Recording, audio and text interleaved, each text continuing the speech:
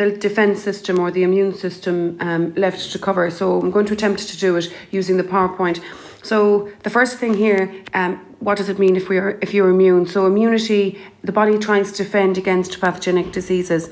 And, you know, pathogenic diseases are any disease-causing microorganisms. So any bacteria, any virus, or any fungus that causes disease. So we can definitely put coronavirus in there now at the moment as well. So this whole chapter is about our defense against pathogens. Now, the defense system is broken up into two, okay? So what I'm going to do in this video is focus on the general defense system, and then tomorrow I'll send a video on the specific defense system. So today, try to get your head around the general defense system if you can, you know, and try and learn the notes on that. So general defense system, you're born with the general defense system. It doesn't actually give you immunity. The general defense system doesn't say you're immune to a particular disease, and the general defense system acts the same. It doesn't kind of like, you know, it doesn't recognize a particular virus or a particular bacteria. It just tries to treat all pathogens the same. Whereas, like in tomorrow's video, then, as I say, we'll be focusing more on the specific immune response, and that is activated. It gives you immunity, and it targets a particular foreign body, okay? So that's just a general slide for the moment. That'll make more sense once we've the two systems actually covered, okay? Now, just a couple of definitions firstly now before we get going. So what we've already met a pathogen. So a pathogen is a disease-causing microorganism, and immunity is the ability to resist infection. So your ability to resist infection. Now, induced immunity is different. If you induce something, then it means you're bringing about something. You're causing something to happen, I suppose. So induced immunity gives the body the ability to fight infections by exposure to infection. So like if you get a vaccine or if you actually get the illness, then, you know, once you've fought off that illness, sort of, then you're immune. So like even with the coronavirus, all the experts seem to think that you're only going to get it once. So why is that? So if you did get the coronavirus, then it would be the specific immune system would produce antibodies against that coronavirus, and those antibodies, you see, will last in your bloodstream for some time. And if you're exposed then again to the coronavirus in the future, then you have the antibodies there. They're called memory lymphocytes. So the antibodies will be there, if you like, to before the virus got hold, sort of to act on it and to kill it. An antigen then. So if you try to break up that word antigen, you can see it generates antibodies, if you like, or it causes antibody production. So an antigen is a molecule on the surface of a virus or a bacteria that causes the production of antibodies. Okay, so it's a foreign molecule. So antigen and antibodies would be more now to do with your specific immune response, not your general immune response, okay? So what's an antibody then? So an antibody is a substance that's produced by your lymphocytes in response to a specific invading antigen. Now, just before we go any further, I might just remind you, remember when we were doing blood, we talked about lymphocytes and monocytes. So how would we know the difference? So if you were drawing blood cells, the monocytes, we said, would have lobed nucleus, whereas the lymphocytes have a large nucleus. Remember LL, so a large nucleus. So the nucleus takes up most of the cell really with the lymphocytes.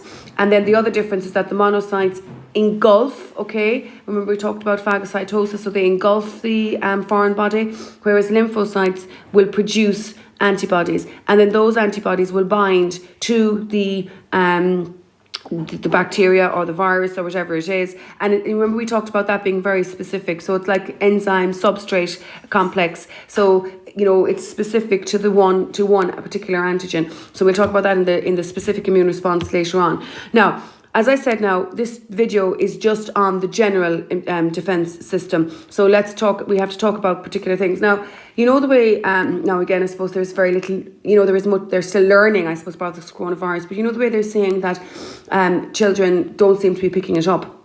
Now, one theory there is that children have a very good general defense system. So, you know, children cry a lot, children produce lots of mucus, children have runny noses, so that their general defense system is more active than an older person's defense system. So a general defense system, remember now what we said earlier, it doesn't recognize a particular antigen, a particular pathogen. It will kind of defend our body without kind of recognizing particular ones. So what do we have to try to stop infection?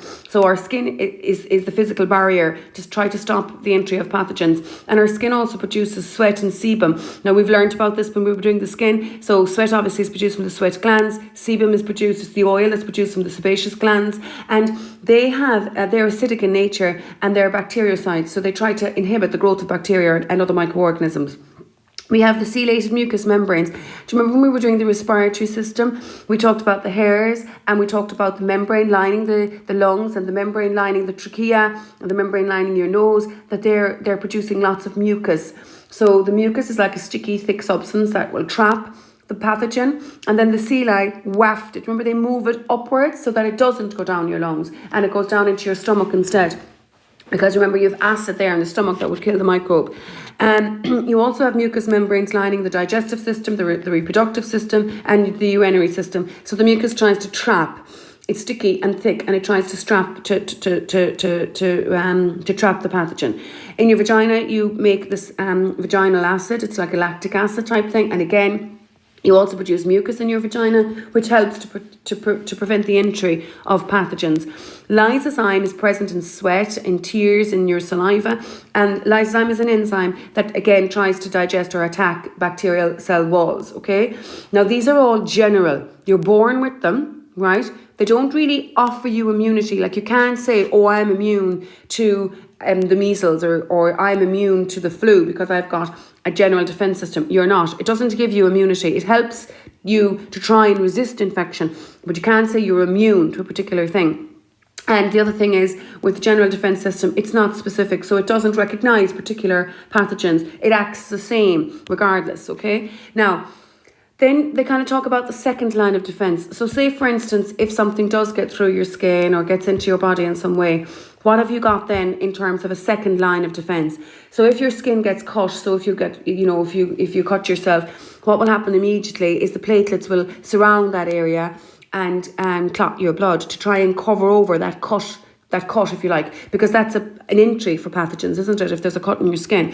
So platelets, monocytes, I spoke about earlier, they engulf pathogens. So remember, they're the ones now with the lobed nucleus, produced in your bone marrow, lobed nucleus, and engulf. So they surround the pathogen, engulf it. You also have these things, there's about 20 complement proteins in your plasma. And these complement proteins destroy or try to destroy pathogens, okay? Interferon proteins are another kind of defense protein. So these two would be similar, complement proteins and interferons. And again, interferons try to interfere, maybe try and think of it that way. They interfere with viral multiplication. And then you all know, like, if your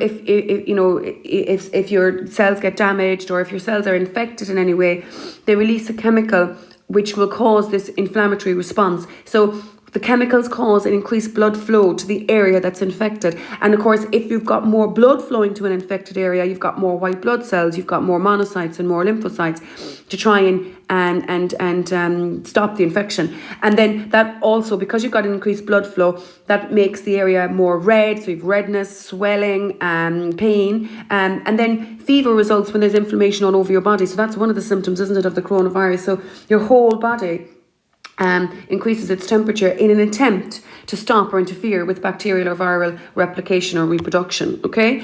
So that's the general defense system.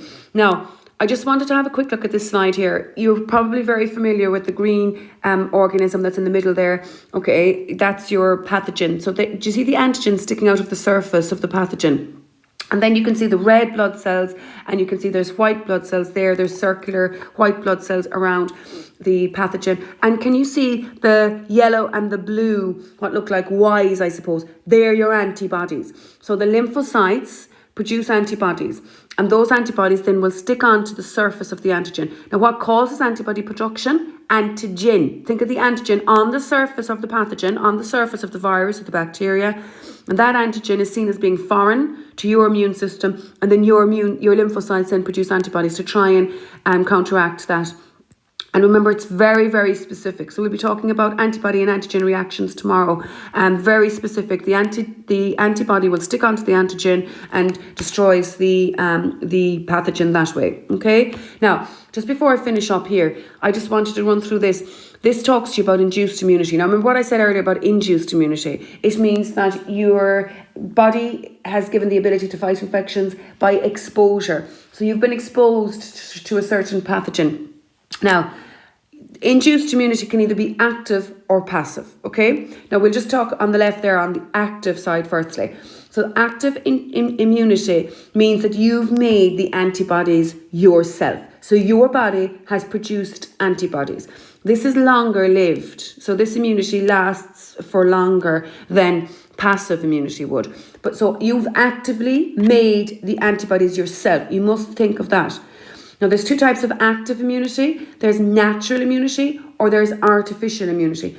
Natural immunity means that you have come into contact with a disease. So say the cold or the flu or some other disease like that, and you have produced antibodies against that disease yourself, and you fight off the disease and you recover, you're better. Okay. Now, artificial immunity then, or artificial active immunity, means that you've been given a vaccine. So when you were all small, you all got the MMR. So that's measles, mumps and rubella. Now, a vaccine is a treated dose of a virus.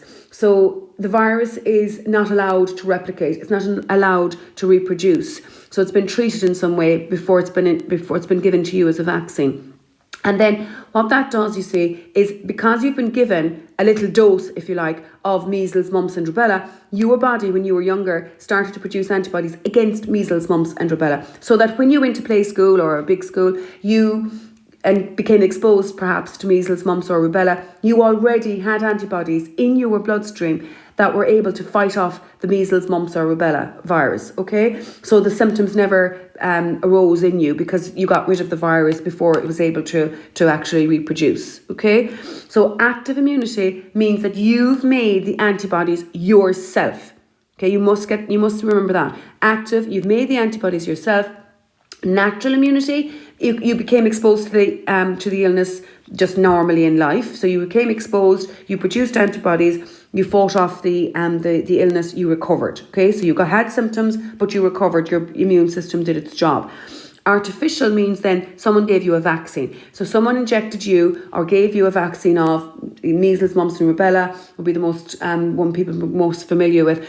You produced the antibodies yourself when you were smaller, and those antibodies last in your bloodstream. You might have to get a booster of the vaccine later on in life, but the antibodies, you've made them yourself, okay? Whereas passive immunity, you don't make the antibodies yourself. You've been given the antibodies that have been made somewhere else. So somebody else, some other organism has made the antibodies if it's passive.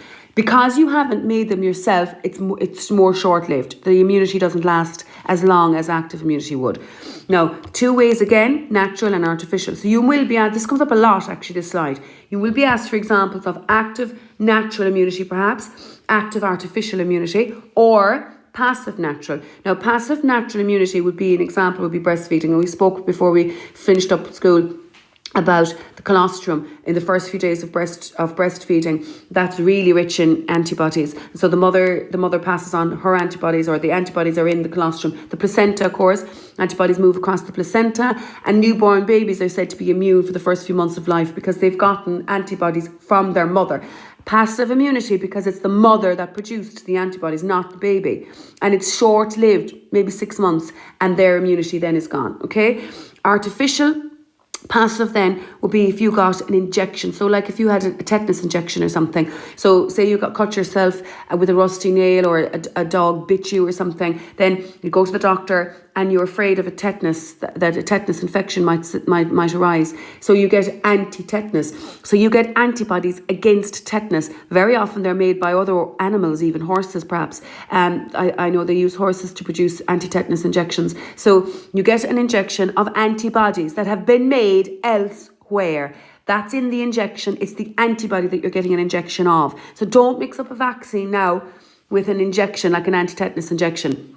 Well, remember with the vaccine, okay, you get a treated dose of the virus. So you get a treated dose of measles, your own lymphocytes produce antibodies against that measles, and they stay in your plasma, in your blood plasma. So it's you've produced the antibodies against the measles in a vaccine. Whereas if you get a tetanus shot, it's it's something else has produced antibodies, and you're actually getting an injection of antibodies. So your body hasn't produced the antibodies, they've been made elsewhere. Okay, thank you.